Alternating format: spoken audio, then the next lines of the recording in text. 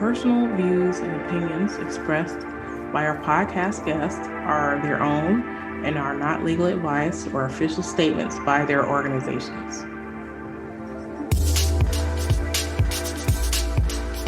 Hello, my name is Debbie Reynolds. They call me the Data Diva. This is the Data Diva Talks Privacy podcast, where we discuss data privacy issues with industry leaders around the world with information that businesses need to know now. I have a special guest on the show today, all the way from Singapore, Sanjeev Gathani.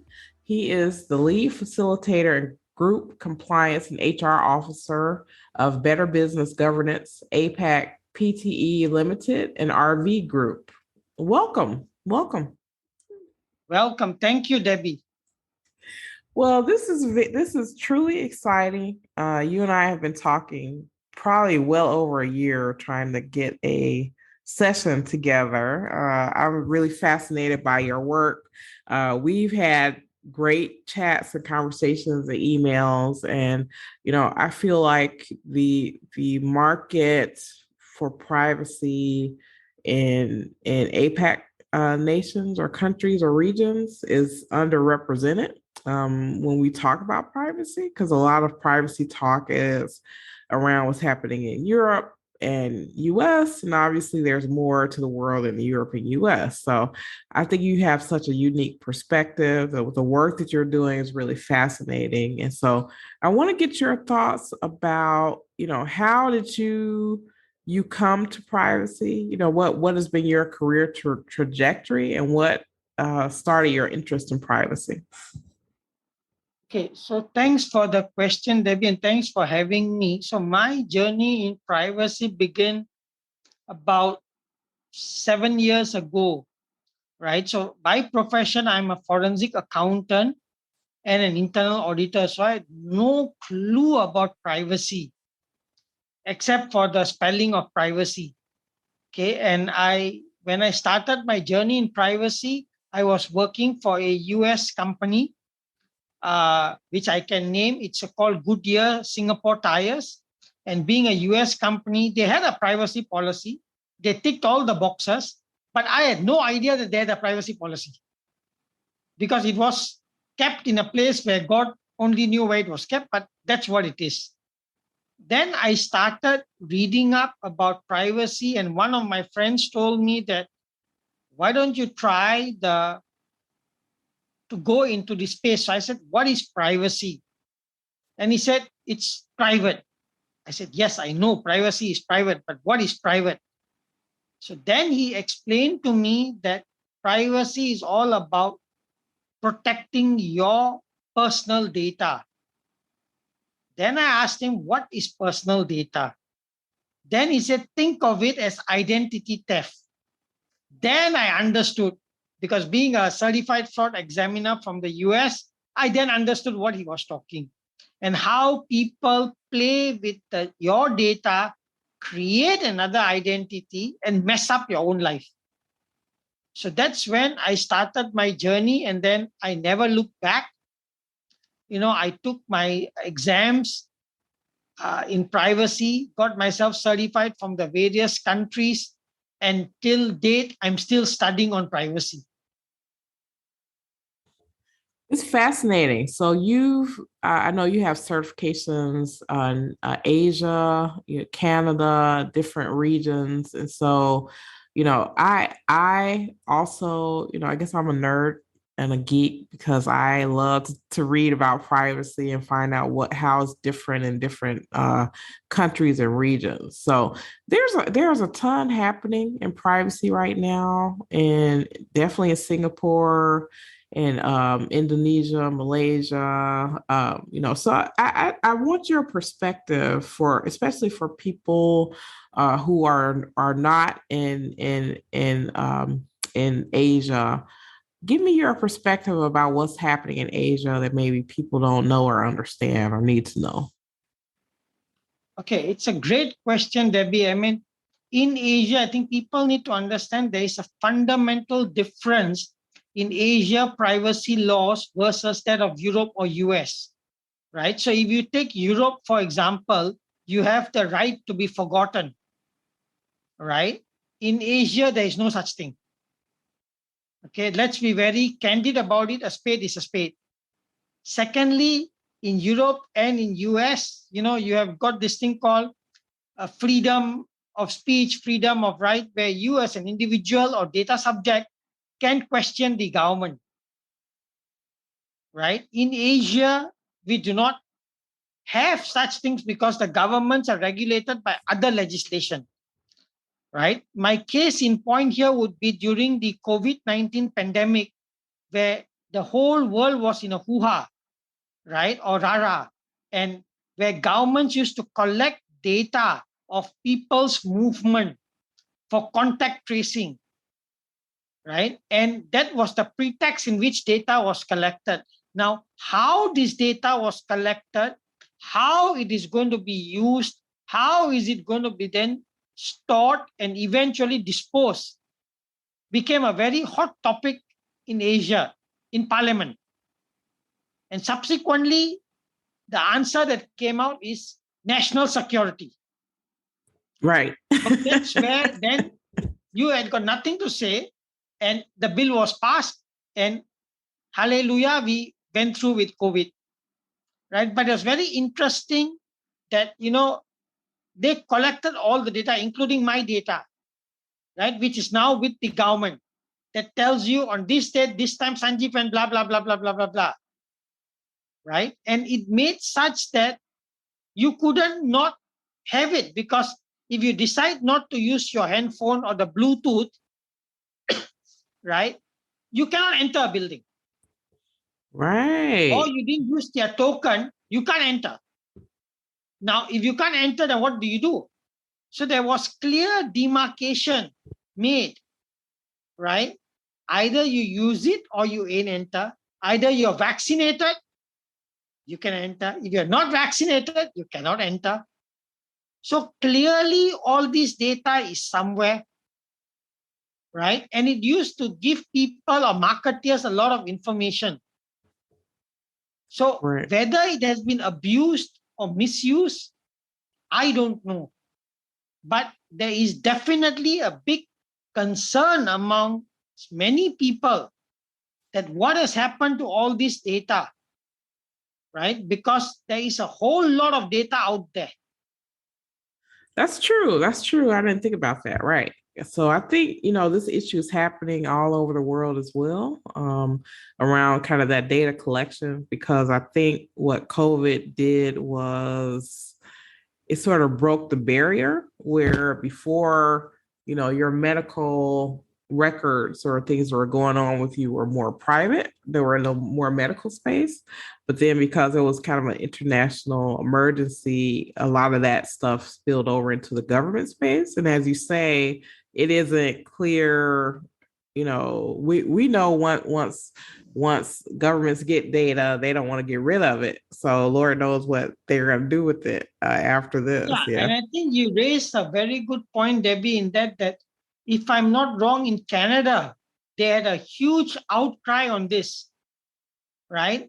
And they did not allow the government to collect the data, right? Whereas in Asia, in most streets, you will find cameras where your image is being captured, right? And there is a debate going on now in Asia, to what extent can you use that images?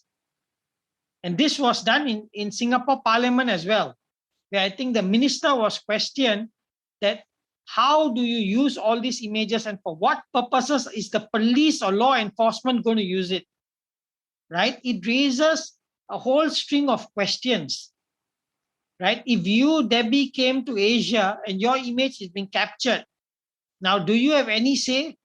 Because you are entering a different country, you are an American citizen.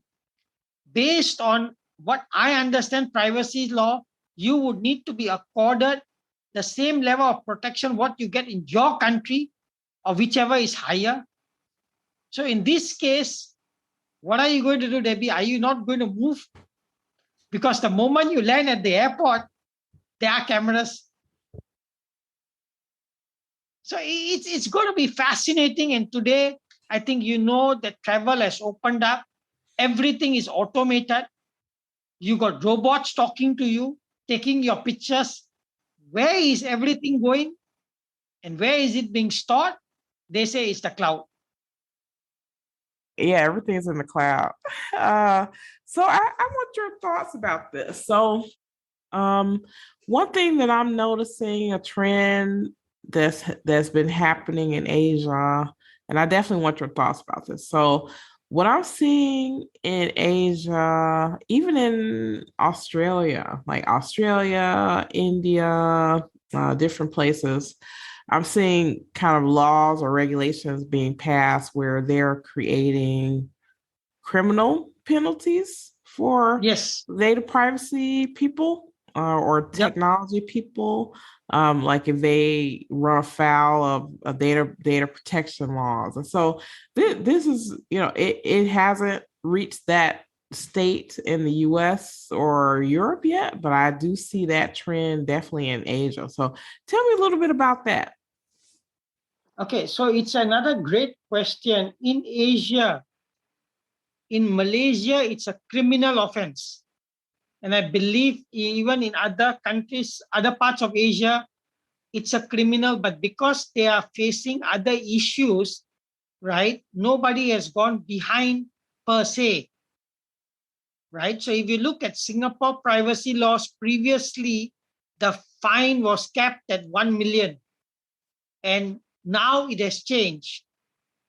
Now the fine is going just like in GDPR on your turnover of whichever is higher, right? Then they talked about when do you need to notify the regulators when there is a breach. So again, that has changed. Before in Singapore, it was X. Now they say that 500 records, or if material information about the data subject has been compromised. So if it's your national identity number or your passport number that has been compromised, then it doesn't matter whether it's one record or 500 records,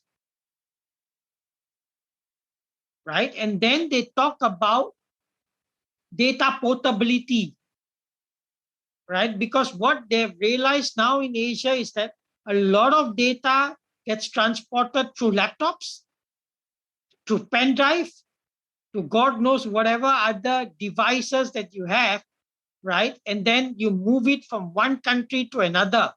And you could potentially be taking data of data subjects of citizens of the EU or even the US for that matter, and going to a country where there is absolutely zero laws on privacy. Yeah, that's fascinating. So, actually, so when you say that, it leads me to another thing about Asia that I think is really interesting, and you kind of touched on it a bit. So, also one thing that I'm noticing in Asia and APAC countries is that there seems to be a lot more focus on data localization. So Yes. trying to keep the data where it is. And so part of that, I don't know. I want your opinion on this. So I think it's two big reasons I see this happening, and I love your perspective on it. So my thought is one reason is the idea that if the data is not taken out of country or out of a certain region, it protects it better because then the data which is in that region is subject to the laws in that region. But then also, what I'm seeing as a feature, I think of data localization is around economics. So I feel like some of these laws are like, we want, for example, someone in Singapore or someone in India to have that job, right? As opposed to maybe someone in a different country. So trying to bring more of the economics back to the region where people who are local to that region like have those particular jobs. I don't know. What are your thoughts about that? So that's a very interesting question. Again, Debbie, I mean, that was what yesterday I was discussing with my friend Azza Azib, right? Who, like I mentioned to you, is the member of this Asia DPO Association, right, or the group. Now, they are trying very hard to do data localization, just like in China. And I think that's where the US has a problem with China, right? Because who has ultimate jurisdiction over the data, right? Because ultimately, when you put it in the cloud, where is the cloud? The cloud is up there somewhere, right? So it becomes a big problem. And you're right, part of it is to do with economics, because I want the jobs to be secured in my nation. Today, I think there are a lot of people who are unemployed. There are a lot of people who are in an economy where it's a totally different economy than what I and potentially what you have seen, right? The jobs of the future, I don't think they are here yet, right? The jobs of the future are basically your gig economy, right? Are people that are going to be totally borderless, where data is going to be borderless, where, at the speed of light, you're going to move data from A to B, right? Because you are not going to have it any other way, because the world has really learned after COVID that there is impossible is nothing, right? We all thought that we would be perished. It would be the end of mankind.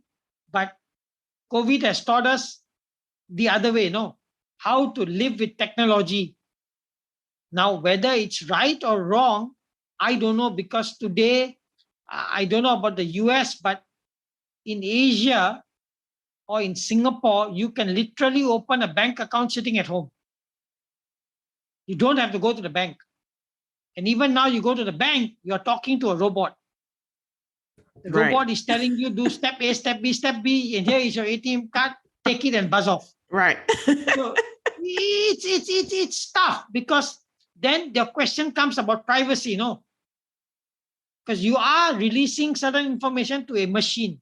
The machine is communicating to somewhere, somebody. That is being stored somewhere, somehow. How it is being stored, used, it's going to raise a whole bunch of other questions. Now, that that makes me think about AI and privacy, right? Yeah. So we have now these algorithms that are being created. So a lot of jurisdictions around the world are honing in on AI because they want it to be more transparency there. We know that AIs can be very biased and narrow in how they define things. And then we also know, like, people like me, I don't necessarily fit in a box, right? So it's hard Yeah. to, have systems that, for example, are made or developed for other people, and then try to push it on everybody when it doesn't quite fit. So I think a lot of the privacy issues around AI regard, trying to figure out what AI is doing and then trying to figure out what decisions are being made about people, especially in a way that can harm them. So tell me your thoughts about AI and privacy, the challenge there. I mean, it is one of the areas where I do not have much knowledge, but what I have seen is that, AI is going to take over in many of fronts, right? Because I personally have got my own medical issues, and, somehow, somewhere, Debbie, and I'm not kidding you, me, I get emails or I get messages pushed to me saying that I need this sort of medication or I need this sort of a treatment. Now, my question then comes, how did these people get the data? Obviously, they got the data from the hospitals that I visited, from the treatment that I undertaken, from the doctors, the cardiologists, the dietitian that I visited, right? Somewhere there are algorithms, right, where they ask me to visit certain websites, and then I visit. For some reason or the other, the cookies would pick up certain things, and God knows what they pick up. And then I get all these mails.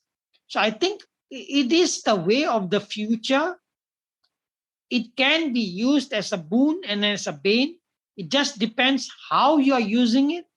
But I don't think it is there to go. I think it is there to stay. And with the developments of medical science, I think this thing is a huge, huge game changer. Because today, my cardiologist, while I'm talking to you here, he can basically be monitoring me sitting in the US, and he just needs the data. And when the data is there, right, he will know what to do, because it had happened to me when I was in India and I had a medical emergency. Because my data was available, the surgeon in India knew what to do. Had he not got the data, I won't be talking to you today, because I would Right. be in a box. Right. Right. That's amazing. So thank you for that. Thank you for that perspective. I think AI and things like that are a double-edged sword, right? So I think when these technologies are used, in my view, to help people, they are doing their best, right? So Yep. AI can do things that humans can't do, right? Can do maybe things like volume, or do things at a different speed that definitely helps people. But I think also, we also have to look at the downsides. We have to make sure that we're also not harming people in the process. So I think this also goes back to your point about kind of data retention, like having data stored. So, like the COVID example you gave was perfect. Okay, so we had this huge global issue with COVID. We're things were very bad for a number of years. Things are improving, and then there really isn't any clear line of demarcation, as you say, for so will when this issue has expired, will that data still be kept, right? Or should it be kept? So I think that issue will still continue, especially as we know the way people make data systems are made to remember data, not to forget data. So I Yeah. think, So, yeah, yeah. sorry to interject there. I mean, you raise a very good point. So, I just wanted to add on this. When they talk about data anonymization, right? So, the surgeon that did my operation, he was before in government practice, then he moved to private. Now, many might say that he would not have taken the data with him, which is right. But in his mind, right, Debbie, he can basically map out, right, saying that, okay, Sanjeev Gathani had this problem, blah, blah, blah, put it in an Excel sheet. It's data, right? After that, there is a follow up. So I'm still with him, right? Though he has left public practice to go into private. Now, the question that you raise, how long do you keep the data? After how many years? Based on, again, I'm not sure in the US, but statute of limitation here is 7 years, right? After 7 years, what do you do? Do you discard it? Do you keep it? Do you still, as a patient, have the right to sue the doctor? It's Right. 7 years post operation. Mm-hmm. I mean, nothing is guaranteed in a lifetime, right? Yeah. But again, there is data. Correct. And then where does that doctor then share it with other people? Mm-hmm. I'm sure they know how to play the game and anonymize it in such a way where then you get the information that you need. That's right. That's right. So I That's think right. you're absolutely right. It's a boon and a bane. I mean, I had friends whose identity was recreated for bad purposes. Right. And for 2 years, they suffered in the US because of your credit rating. They couldn't Mm-hmm. get anything. So Right. you are right. I think that the battle is on our hands, how we use the data. And, I think it's going to be a never ending debate. I agree. So if it were the world according to Sanjeev and we did everything you said, what would be your wish for privacy anywhere in the world. So in Singapore, anywhere, whether it be law, technology, human nature stuff. What are your thoughts? I mean, my wish would be, where it would be a very idealistic answer, but where the data subject has control over his or her life. Because it's very interesting, right? If you committed a crime in Asia, I don't think your record get expunged in any way. Right? It is tough. I mean, you could have made a mistake, no, Debbie, when you were 17. I mean, at 17, I hardly even knew the ABCD of life. Right. But you made a mistake, and then now I'm 51. Mm-hmm. Now, are you going to penalize me for something that I did when I was 17? Right. But it is what it is, and it's not going to go. And because of that bad record, I potentially can't move on in my life. But that's what it is. It is. Can you be forgotten? Like they say, the right to be forgotten, right? It's very interesting where you have that in Europe, and you write, let's say, to Facebook and say, remove your data. Right. Do they really remove your data? Right. Right. Yeah. Right. And actually, it's interesting. So I know that the UK has a thing where, let's say, for instance, someone is committed a crime and they go to prison or something. For Yep. certain offenses, they can be forgotten. So it's considered there once they paid their dues, quote unquote, to society in certain crimes, they can be, forgotten and it gets expunged. But that's not the way things are. In most places, it's like those things follow you like for the rest of your life, right? Yeah, I mean, it's like if you committed criminal breach of trust, right? And then you say, you, Debbie, want to become a director. Now, Right. how can I make you a director when you have done CBD? Right. Or if you're a rapist. Now, if I let you loose, God, you're going to do what else? I don't know. Right. Yeah. I'm not saying they don't deserve a second chance, but it is, like you said, a catch-22. That's right. Where do you draw that line of the right to be forgotten and the right not to be forgotten? That's right.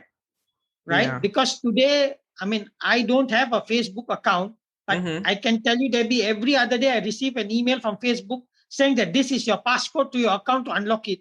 Right. And I'm like wondering, where did Facebook get my information? Right. To contact you in the Maybe I first should write place. to Mark Zuckerberg and ask him. Oh my goodness. Oh my goodness. Well, thank you so much. This has been really enlightening. I'm excited for us to be able to do some collaboration together because I think there needs to be more exposure about what's happening, Yep. in Singapore and, all these different countries. And then also there needs to be more collaboration around the world because even though we're in different locations, we're all human and we're all dealing with the same issues. So I think that type of conversation is very important. Yeah. Yep. Agree. Excellent. Well, thank you so much. I really appreciate it. This is going to be a great episode. I know people will like it as much as I do. So it'll be amazing. Thank you so much. I hope so. Okay. Bye-bye. Bye-bye.